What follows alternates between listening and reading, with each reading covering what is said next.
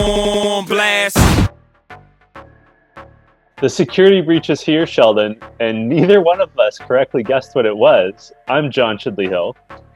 And I am Sheldon Alexander. And this is You Killed It, the podcast about the challenge, talking about double agents, and as I just alluded to, there was a security breach at the end of last episode. And we saw what the security breach was. I predicted it'd be Teresa coming back, and I was wrong. What did you think of this twist? I don't even remember what I said last week, probably because I don't even remember what I had for breakfast this morning. But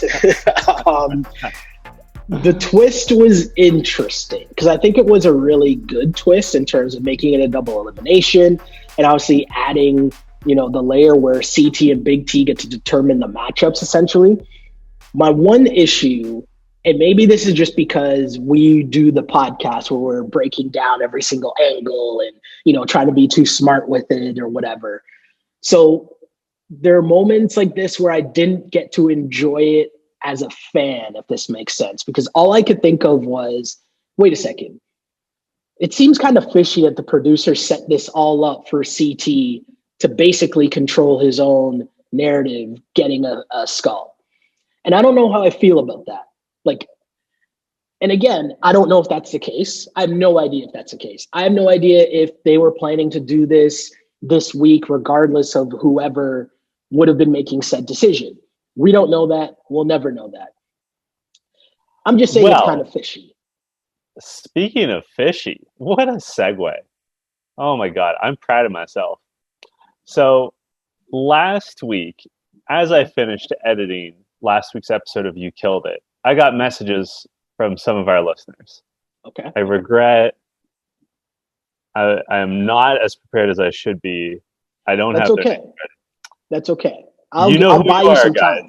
No. I'll buy you some time. Here's the thing, right? Here's why it seems fishy. We know year after year, season after season, we always talk about Johnny Bananas being the almost player coach, but in this term, star and producer of the show, where he is definitely producing segments where he allows he gives producers layups in terms of storylines, right? We've always talked about that. And so how would they always get insight into what the challenge is going to be, or if it was going to be a male or female elimination, all these little things. And Johnny Bananas always seemed to be ahead of the game somehow. And as I look at this season where there is no Johnny Bananas, if you were to say who is said Johnny Bananas, no doubt that would be CT. So when I see something like this happen, imagine if this was Johnny Bananas and this happened to him when he was magically in control, didn't have a skull, and then got to decide who he was going into the elimination against, but also who a member of his alliance would also be able to go into against. Everybody would be screaming bloody murder. Everyone would be so mad and saying the fix is in, no? Yeah. Well, someone did say the fix was in. Shout out to listeners Autumn Knight and Aaron Smith, and also Sheldon Alexander for buying me time while I looked up their names. Because Lolo Jones. We're a team.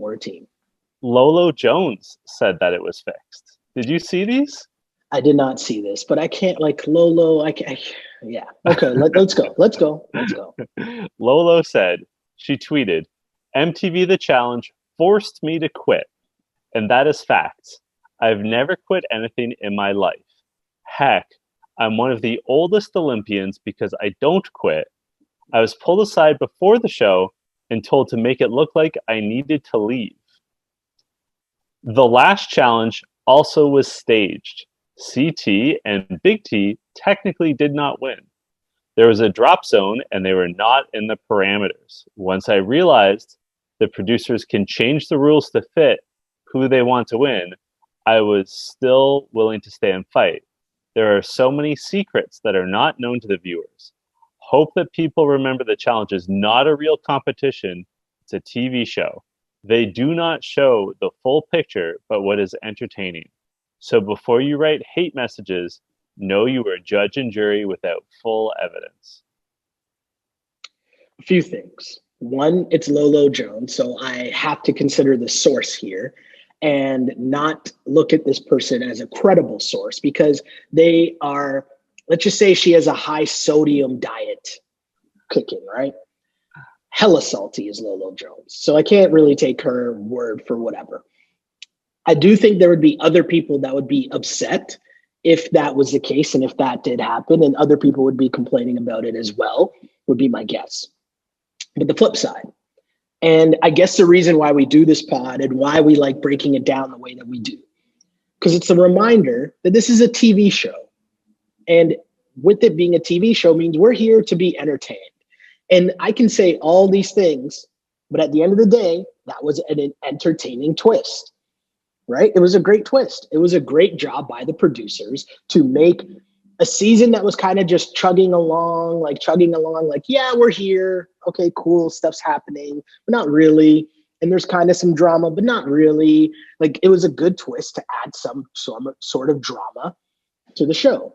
Also, who would you rather have if you were producing this? Would you rather have CT stay? Would you rather have Josh stay?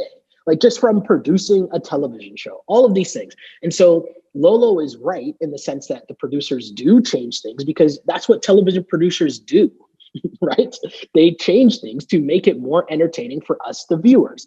So it just leaves me with the one final question to myself, to Lolo, to you, John, and to our listeners and viewers. Are you not entertained? Are you not entertained? I do think, like, I noticed last week that CT and Big T seemed well past the parameters. Mm-hmm. Okay. But other people fell outside the parameters too. Sure. And we know that the producers do call audibles. She's right on that. Totally.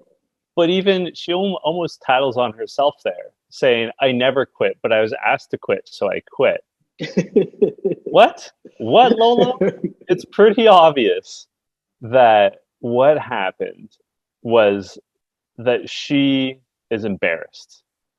Obviously. It's not often that you get to see tape and like real-time reactions from the general population on your behavior. She's probably been watching along, and whether she admits it or not, she's probably been seeing the comments on Twitter and on Instagram. She's probably had like friends and family be like, Lolo, like, Jesus. She's probably embarrassed by the fact that, I don't know if you knew this, but she's an Olympian. She never brings it up, but anyway, and she got basically schooled like week and week and week again. And not just like in terms of mental toughness, but in terms of like physical performance. Even in purely physical competitions, she did not win. She did not dominate. She was average or above average, but she was never top 3 in like anything. Even in events, even in that, I forget what the event, what they called it, but the mini final that they did, that was basically all running. Yeah. She wasn't even close. So I think she's embarrassed. And so I think she's retroactively making excuses to try to cover her ass. And, you know, I hope it's a teachable moment for her. I'm not sure how much gets through to Planet Lolo. And like, I can see what she's saying, that, you know, CT and Big T didn't land in the drop zone like they're supposed to. Mm-hmm. But I think she's making up excuses about why she quit. Yeah, and I mean, she is embarrassed, clearly. I agree with you. There's not even much more I could add to that, and it's Lolo. As I said, I've already been off that train trying to figure her out, or try to, you know, add logic to someone who has been very illogical throughout their entire being on the show. And yeah, again, I've sat here and the first thing we're talking about is how fishy I think it is that magically this big twist comes up. So there is some legitimacy in what she's talking about, but she also didn't help herself either. And again, I can't stress this enough.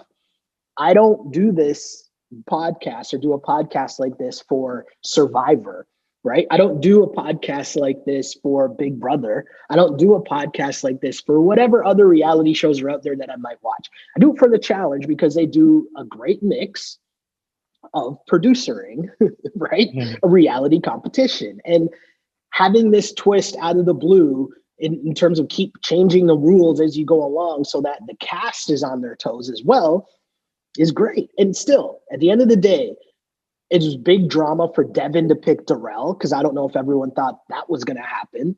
And of course, you knew CT was going to go against Josh, but that added so much drama. I was entertained. I liked the cast reactions for how shocked they were. I'm sure a lot of the viewers were shocked because you wouldn't have seen this coming. And at the end of the day, that's the whole point of having a cliffhanger. Normally, the cliffhangers don't lead to anything that big. This cliffhanger did. And so that's a success at the end of the day. You've alluded to it, but CT, it's announced it's a double elimination. Josh and Nani automatically go down because they had the second most number of votes. Mm-hmm. TJ tells CT and Big T they get to choose who goes in. So they get to choose who goes in against Devin, and they get to choose who goes in against Josh. Yeah. They can always choose themselves. They can choose others. CT and Big T, as an act of friendship to Devin, say, Devin, who do you want? And Devin, I think, makes the mistake of picking Darrell. Because to me, they've seen this competition before. They know it involves puzzles. I think you ask for Fessy.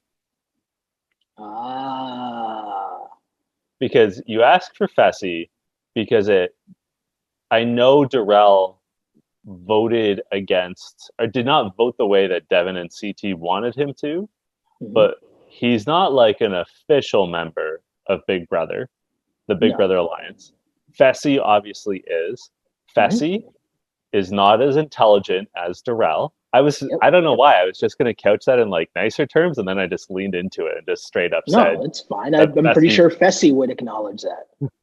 And just and even in terms of thinking long term about helping out your partners in crime, Kyle and CT, do you want to give Darrell the opportunity to get into the final?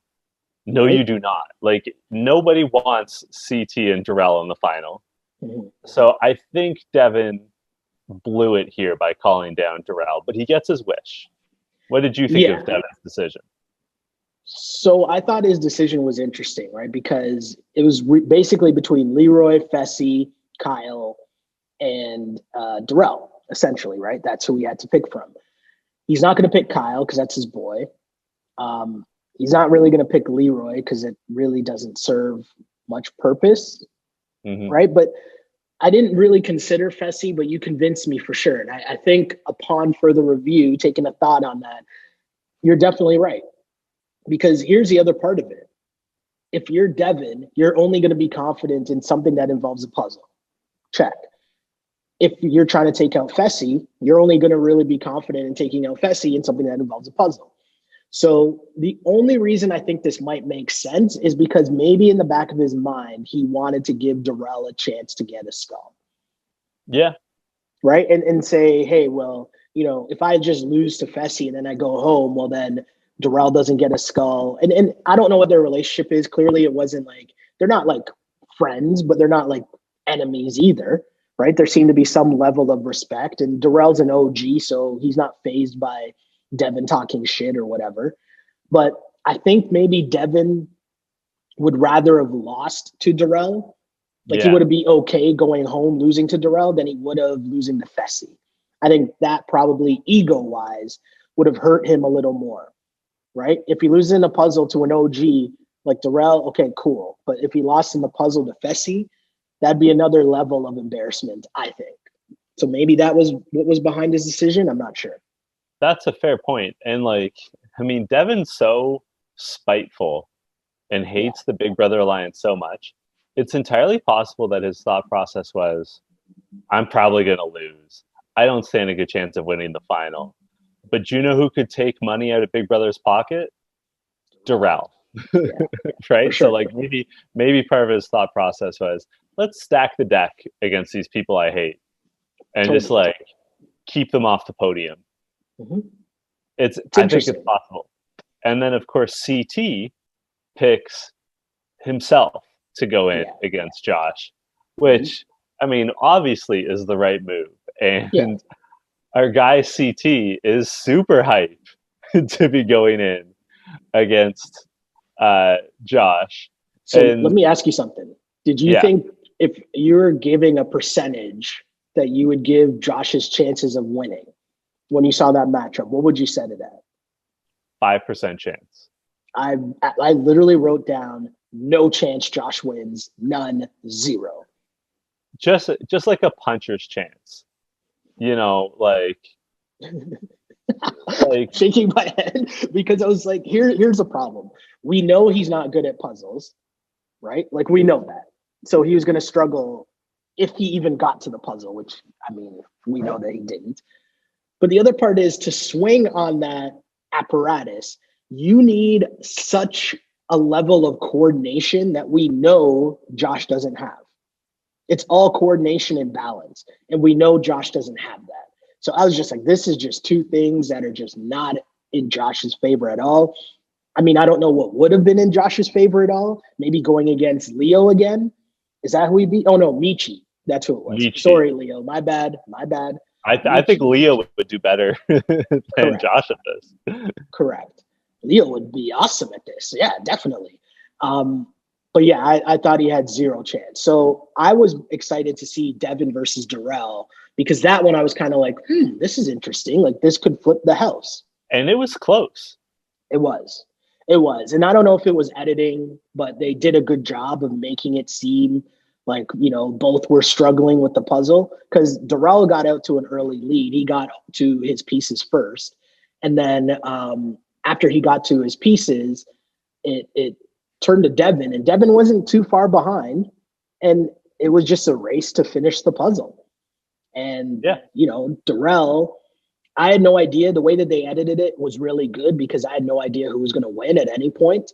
And it seemed like both were struggling until Darrell ends up winning. And yeah, man, I mean, how can you not be happy for Darrell? Darrell is just such an OG vet, such a nice guy. He's good people's, not mad at all. In comparison to Devin, who just talks mega shit all the time. You know what, though? All right, so Devin's gone. Like, I do want to speak on Devin. Okay. I know I'm probably the world's biggest Devin fan outside of himself. Okay. But I really felt like in terms, like you and I speak about like 5-tool players, he's not the best competitor. That's for sure. No. He's average. But he made this season way more entertaining. For sure. That's right. Like he was funny. He was not playing scared. And I know this down.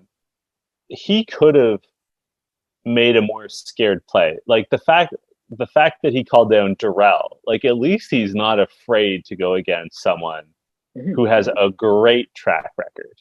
Agreed. And I don't know what this season would be a lot more boring without Devin.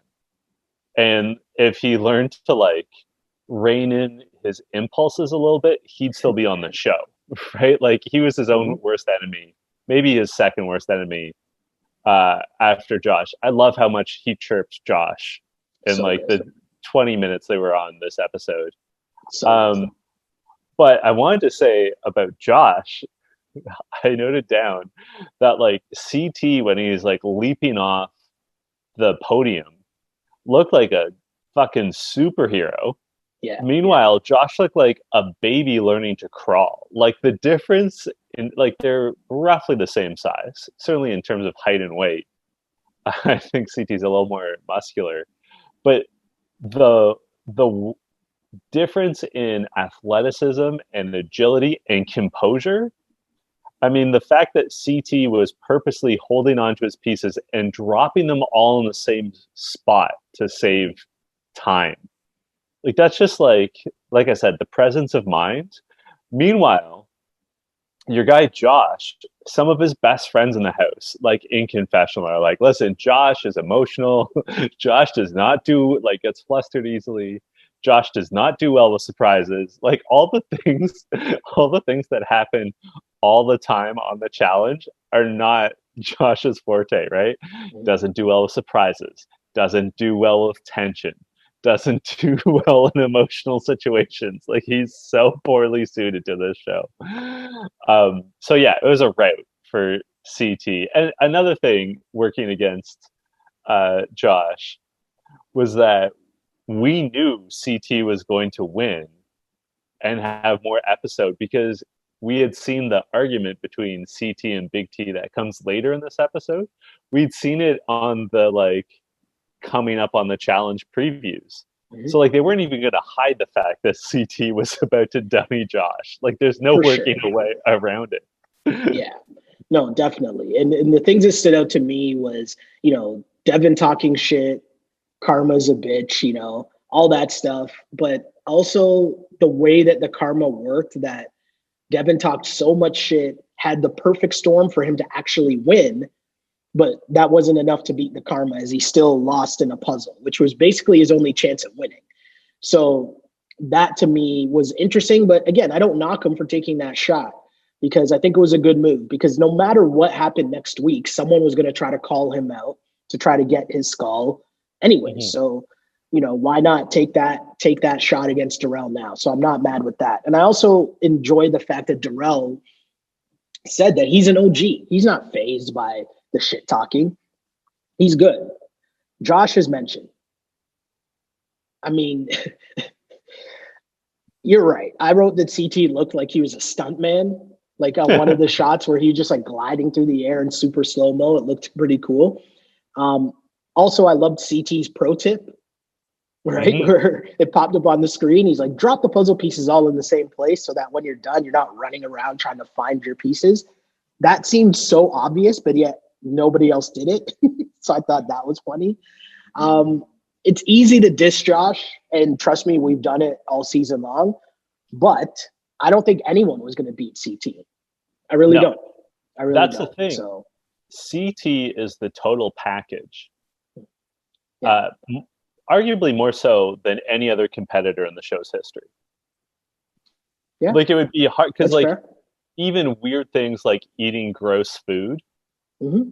he excels at. Like he's not necessarily the best at everything, but he's very, very good at everything. Yeah. What I thought was funny was all the Big Brother people, Casey, Amber, Fessy, they're all hyped to see Devin go, but they're missing the point. The final competition just got a lot harder. The two weakest male competitors are gone, and like CT and Darrell are not going to go down quietly. Like I don't think you can take the gold skulls from them. I don't think you can beat them in a final. Like, I guess it doesn't really matter as much to Casey and Amber, but Fessy should be thinking, fuck. Like, well, Kyle and Leroy, they both totally knew what was going down and how quickly things flipped for them. And Kyle, I guess, would have been even more angry after what happened next. Well, this is the crux of the episode, right? Like this is the turning point. Episode, for sure. CT gets to pick his new partner, and the way that they were setting it up, and obviously from what you just said, we kind of knew the breakup was coming, right? Like we weren't fully surprised by it, and they're setting you up for it. And here's what I think, right? Right away, I'm like, he's going to pick Cam, and I would too. Right? Like, I totally get it. Totally understand it. Maybe you can make an argument for picking Casey, and I'd be okay with that. I would hear that out. But Killer Cam is Killer Cam, right? I think I get that. But CT goes on a full-on, like, yelling spree. And this is one of the times where I feel like, and we're going to get to this a little later on when he tries to apologize for it, but I feel like he went full Johnny Bananas mode in this episode in terms of trying to produce himself and produce this episode. So I've never seen CT do this, but I've never seen anyone really like yell and just go on this huge long rant that kept going and going and going and going, where he's screaming about how he's taking mother effing Cam. And I messed up at the beginning. I should have taken her from the very start when I had the chance. And I messed up, and I've been regretting it ever since. And he's going on and on and on. And you can see the look on Big T's face, and she's stunned. And, you know, I was surprised by it. but I understood what he was doing. And I'm not saying I agree with it, but I'm coming from it from the lens of putting together the TV show. And, that was entertaining. That entertaining might be the wrong word, but it was a moment, right? It was one of those things where you're catching everyone by surprise and you're going way overboard and way over the top to prove your point. But I felt bad for Big T. I felt very bad for Big T. And to your point, CT is a television production veteran. And later on, we see like the subtlest hint of this, where he invites Big T out to the campfire to apologize to her for his behavior. And we'll talk about that scene for sure. But you can tell that CT is a veteran of reality television because when they're walking outside, he opens the door for her, the sliding door, lets her go through, and then he walks through and doesn't close the door. And in my Canadian brain, I'm like, dude, it's cold outside. You should close the door behind you. But CT has been on television so long, he knows to leave it open for the TV cameras behind them. Mm-hmm. And like, it's just automatic. Like, he doesn't look back to make sure they're following. He just knows. And so I think on some level, CT is thinking to himself, 3 of the biggest personalities on this season of the challenge just left. Lolo, Devin, and Josh. We need someone to keep it spicy. And he called his own number. Like you, I'm not excusing what he did at all. No. I think it was horribly disrespectful to Big T. And I have to say, and maybe you can explain this to me, I think you have a better handle on the politics of this season than I do. But I don't understand why he needs to jump to Cam. He has his gold skull. There's maybe 1 or 2 men's eliminations left, and people are not going to come for him. The obvious target is Kyle now, right? And failing that, maybe Fessy. So CT doesn't have to do anything. He doesn't have to make political moves. He doesn't have to be like Darrell, who sticks with Amber. He doesn't have to worry about people coming for him. So, like, why make this jump? Because it's just, you're trying to prep yourself for the final, and you think the final at this point will involve some form of you being with a partner, and you'd rather have your partner be Cam than your partner be Big T. And even Big T would acknowledge that. Now, the issue here is there's still so much time before that final happens. So who knows if someone would have picked Cam before then. Like, there's still enough time for someone else to pick Cam, is what I'm saying, before you get to the final. But this was going to be his last chance, essentially, to be able to pick a new partner, right? Like, that's going to be the only chance you get. So he took a shot. I hear you out. I hear what you're saying. But again, they can assume that the next episode is going to be a women's elimination. Mm-hmm. There's a good chance that if Big T goes into a women's elimination, she loses. Mm-hmm. And then the problem resolves itself without any disrespect to Big T. Yeah, but you don't know. But that then depends on who beats Big T. That person gets to pick CT, right? Whereas he gets to pick his partner in this case. Yeah, there's no like, what if it's left, Gabby? Really. Yeah, Gabby would be the worst case scenario. You'd still rather have Cam than Nani. So. You'd rather have Cam and Casey, basically, right? But there's a huge drop off between Cam and Nani, Cam and Gabby, Cam and Big T. There's a huge drop off. And again, this is all just based off the assumption that the final involves you working with the partner. And so he's just covering his bases. That's really all it is. He's just covering all his bases. Or even Amber. I forgot about Amber. We can debate the pros and cons of ditching Big T, but there's no excusing the way he went about it. And like other people said it too. Like Cam says it later, and Nisa says it later. We'll get to it for sure, because I think that's the crux of the Big T thing. And I mean, let's be honest, there's not much else. Like, this is what the episode was all based around, right? It's just people having different conversations about all this. But I thought, he did go over the top, but I get what he was trying to do. I don't excuse it, but he's just trying to make TV. It came off poorly. It didn't work well for him. He needs a few more semesters at the Johnny Bananas School of challenge producing. But, I feel bad for Big T, and I feel like, I get why she was mad, and I thought she handled it really well. Someone who didn't handle it really well was Kyle. Kyle was mad that CT stole his partner, and I don't know. I was just like, I thought Kyle was really lame, especially once they got back to the house and he was having the conversation with everybody, right? Like, I mean, before we jump ahead to that, I guess I got to say Darrell stays with Amber, Corey picks Gabby, Nam ends up with Big T. Nani is crying because Josh is gone, which I don't really get that at all. Miss me with all that. Like, I don't get it at all. Miss me. But yeah, Kyle is mad. Unless you want to touch on any of those things, I was just going to go to Kyle mad. And, let's do it.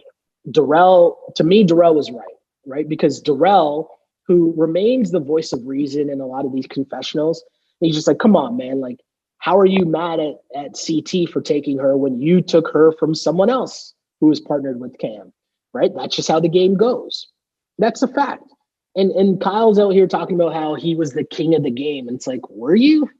He was not the king of the game at any point. Yeah. So I didn't get Kyle being mad. And I liked that CT just confronted him and was like, dude, like, this is whack. Let's not get it twisted. Cam and Leroy are the king and queen of this season. Yeah. They're basically running the house. So Kyle for sure could say, like, not that he was in the driver's seat, but he was in the back seat of the people that are driving the show and like gets along with them and was like along for the ride. And it was a savvy move when he partnered up with Cam. Mm-hmm. But you can't say that he was calling the shots. He's not calling the shots with anyone. He wasn't even calling the shots with his closest ally, Devin. No, it's super weird at all.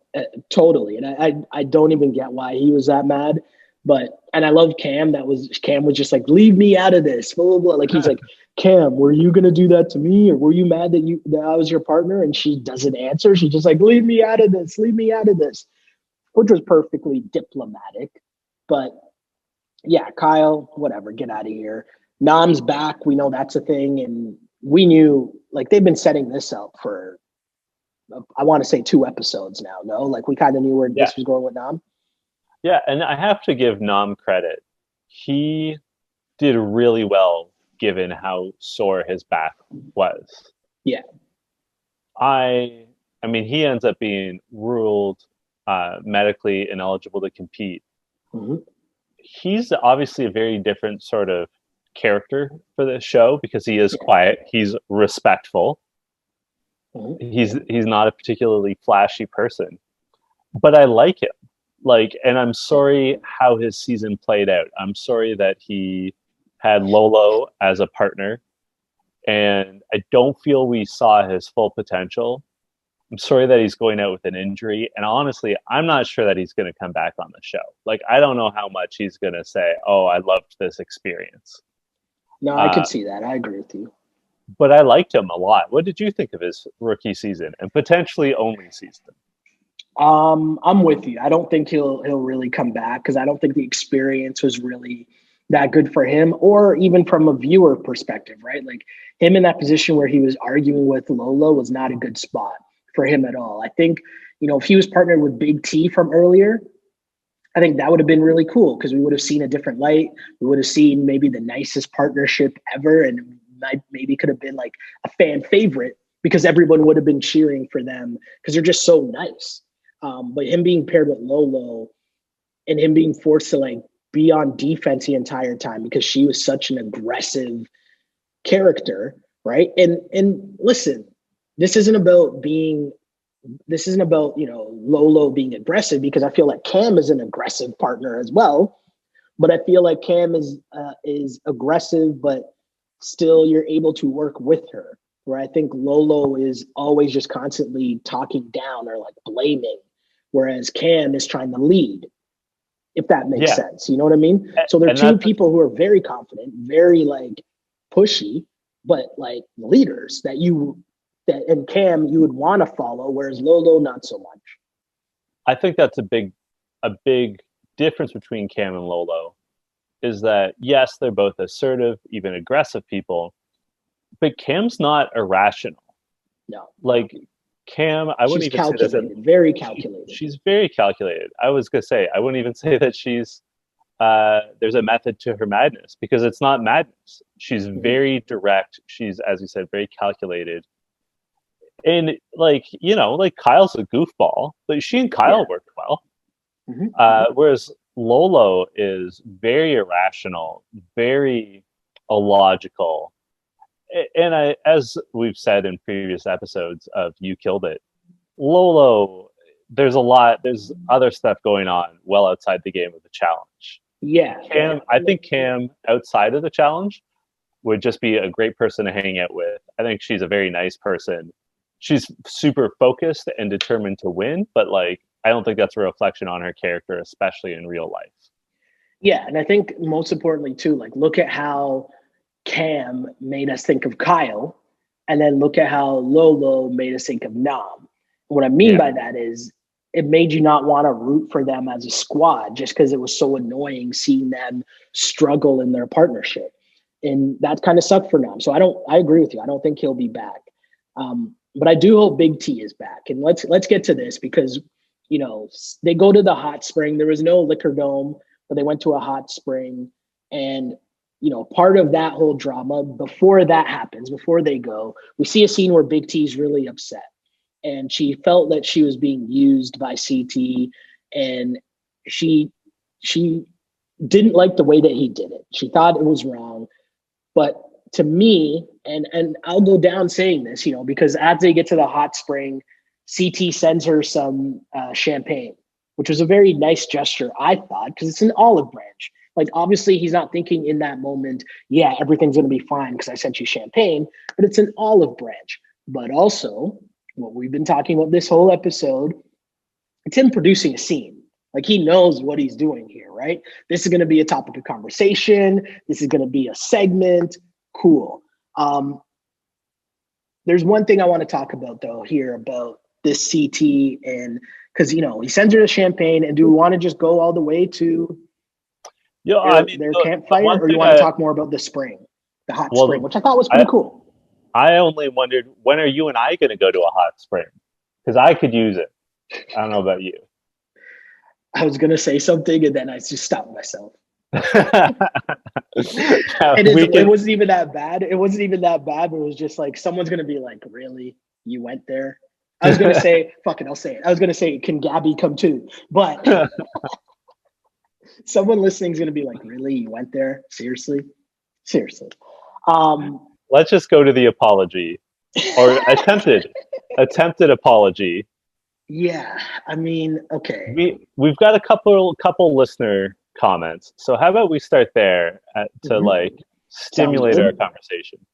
Jordan Reginato says CT doesn't owe Big T anything, but why so quick to drop her? You won 2 competitions together. There won't be hall brawl or tug of war in the final to expose her weakness. No guy will challenge CT for his gold skull. He was sitting pretty, and he eliminated Josh, which are very similar to some of the points I made. And Lucas Wyatt says, say it ain't so. The challenge's sweethearts, Team Big CT, have broken up, and it was a bad breakup. Okay, so here's my thing, right? I don't think he owes her anything either. I think his mistake was promising her that he would stay, right? I think that was a bad move. I also think the bad move was how he went about it, because she even acknowledges, right, in their discussion, she acknowledges that, okay, well, I get that you'd rather be with Cam. She gets that. She understands that. I think everybody would understand that. Even if Big T can, everyone can see it. But it's the way that he went about it. And I get why she feels that level of disrespect. And I thought this conversation, I'd love to see the unedited version of it to see how the conversation progressed. Because the way that we saw it, you know, she was in a like really sad moment talking about how many things that she never thought that she'd be able to do on this show, but he gassed her up and made her believe that she could do some of these challenges that she definitely would have quit at. And, you know, that part to me, if CT, if she's saying that to him and he really, you know, actually cared about her, he just says, I'm sorry, my bad, and the whole thing is over. Right? Like, I think it just ends there. Like, that's all you need to say. I'm sorry, that's my fault. But then it turned into, he flipped it. And I think this was trying to overproduce, right? Because we saw the campfire, the s'mores, the blanket, all that crap, right? But then somewhere in the middle of this conversation, he switched the narrative to try to make himself look better, right? It's almost as if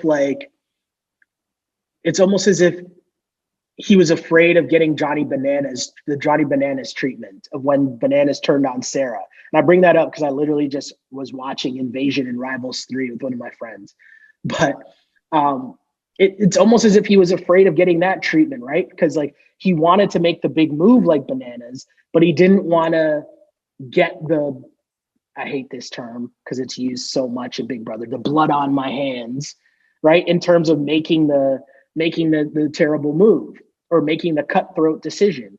And he then started to explain to her, you know, oh, I don't think you're ready for a final yet. Which, whether or not that's true, why do you say that? Like, she just acknowledged to you that she gets why you would pick Cam. Like, she gets it. She understands it. So then why would you need to say to her, I don't think you're ready for a final yet? And I think that's where it sort of flipped, because he's trying to justify to her his decision when he doesn't need to do that. Everyone agrees with your decision. Everyone knows why you made the decision. She knows why you made the decision. He's just trying to come out of it perfect instead of just taking some accountability and being like, you know what? I'm sorry. I shouldn't have made you that promise, but it is part of the game. And I changed my mind at the last second. And I apologize for how I went about it. I went a little too far in yelling and screaming about how bad I wanted to be partners with Cam. That was unfair to you, and you've done nothing wrong to me at all. That's it. It's over. I'm not convinced that in this moment CT had on his producer's hat. I think he just, you know, we praise CT for how much he's grown, how much he's changed. This is a little bit of the old CT. And as much as he's matured and evolved as a person, this is CT from like 2005. And as much as you can change and evolve, sometimes you revert to habit. And I think the CT of 2005 doesn't set up a campfire and doesn't do all that. That's what I'm saying. Doesn't buy the champagne, doesn't do all that. I think that what happened was when they sat down and started to have the conversation, he got defensive because he saw how much he had hurt Big T. Genuinely. Yeah. Like Big T was not playing here. Mm-hmm. Big T was not putting on a show for the cameras. Big T was she was being Tula. She was being herself.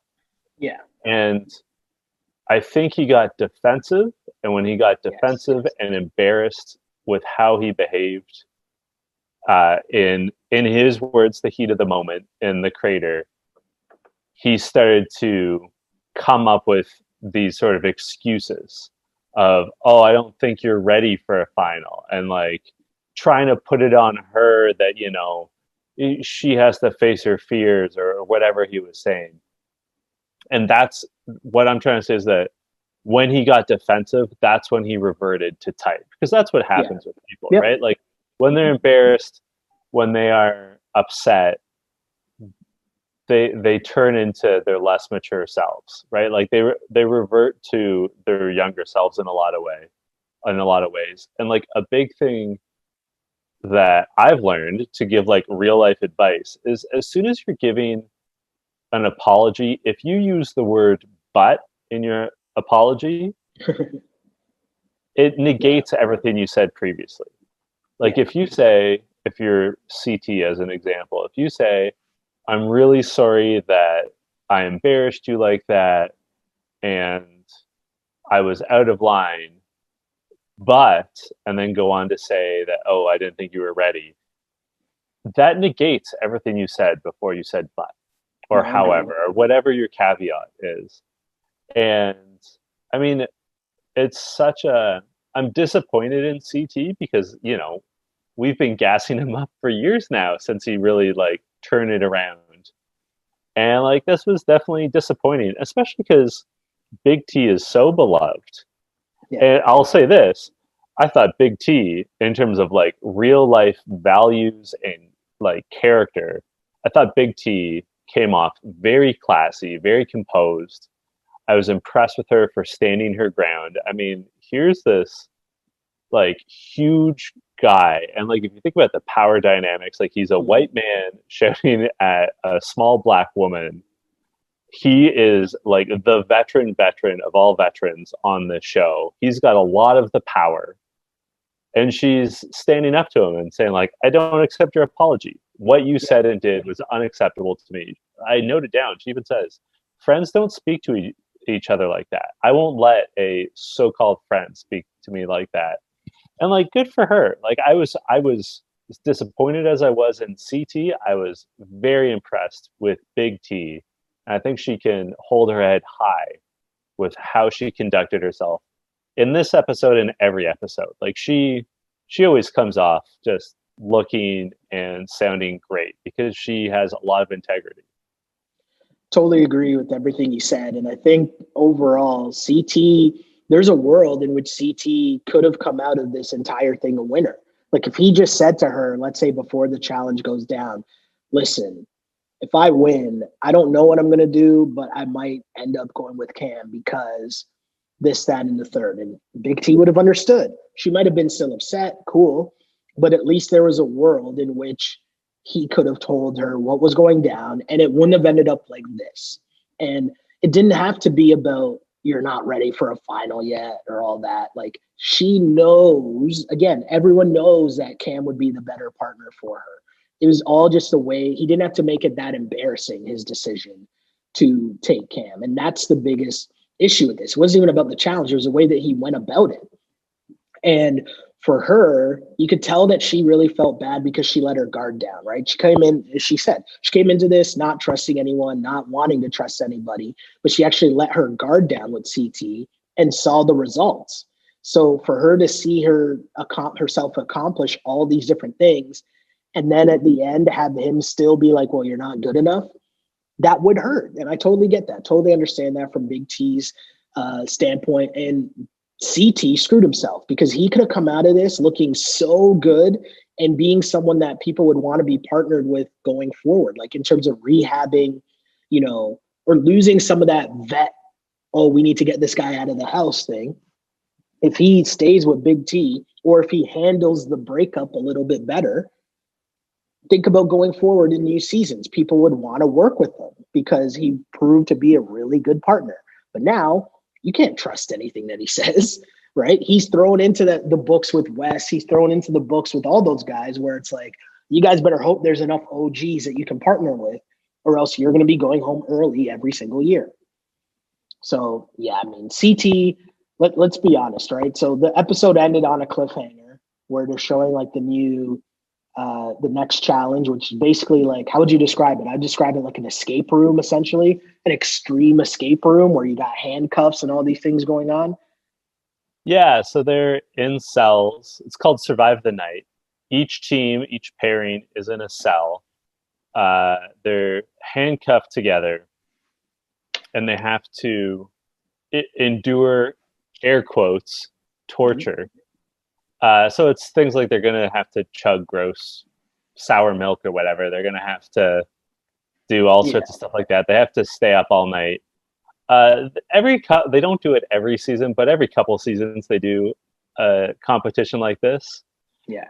And I just have to say, I have a couple thoughts on this. Like, I don't know who my favorite would be at this, but so as we said, Nam is not medically cleared to compete. Yeah. So he's gone.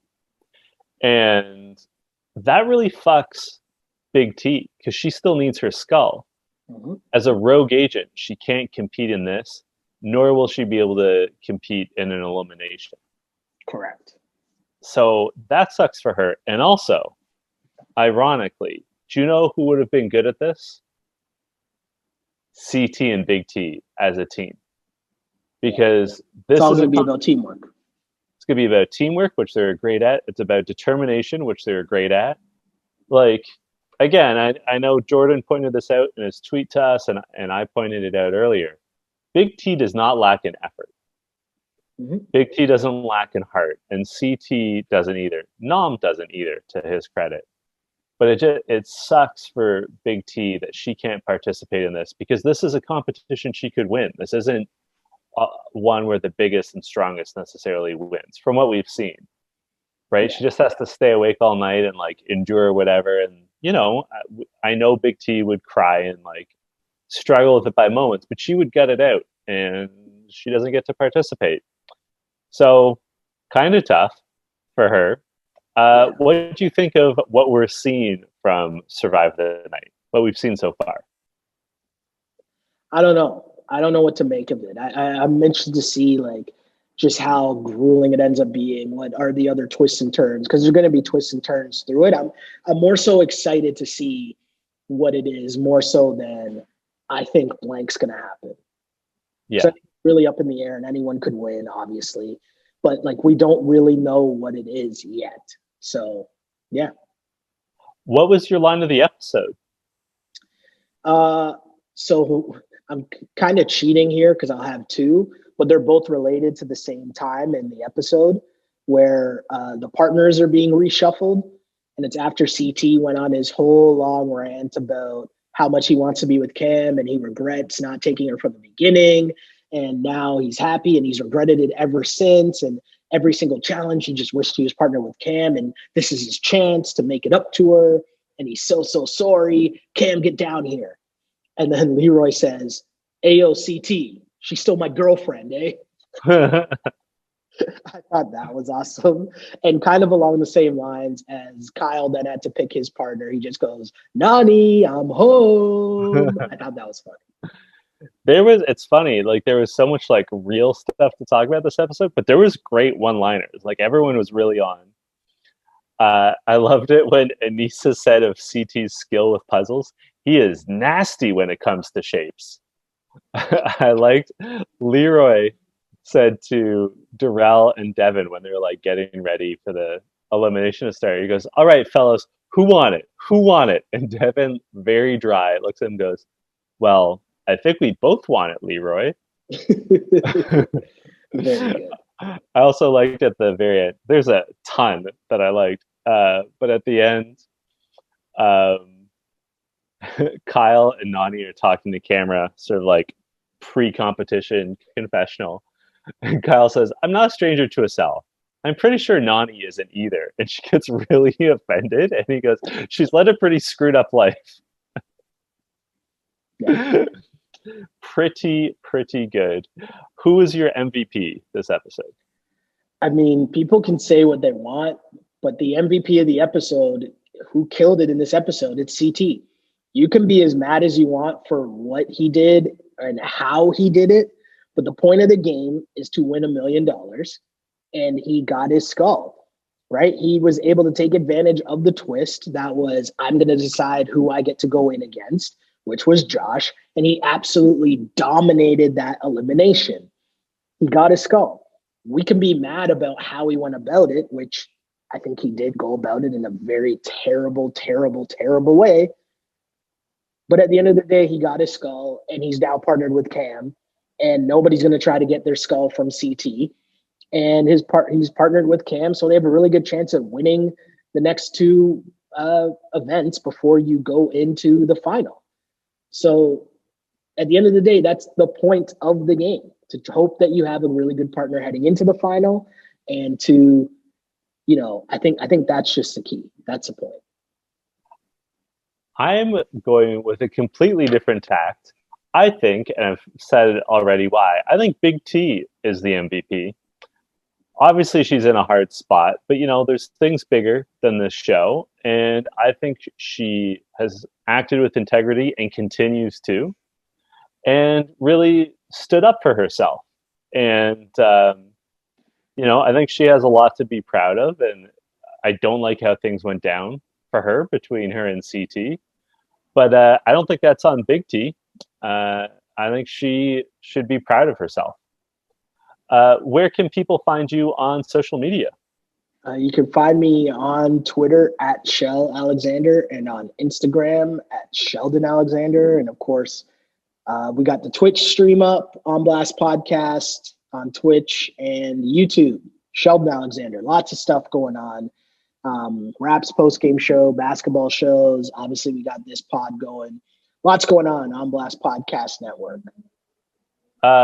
You can say no to this, and I'll cut it out of the editing.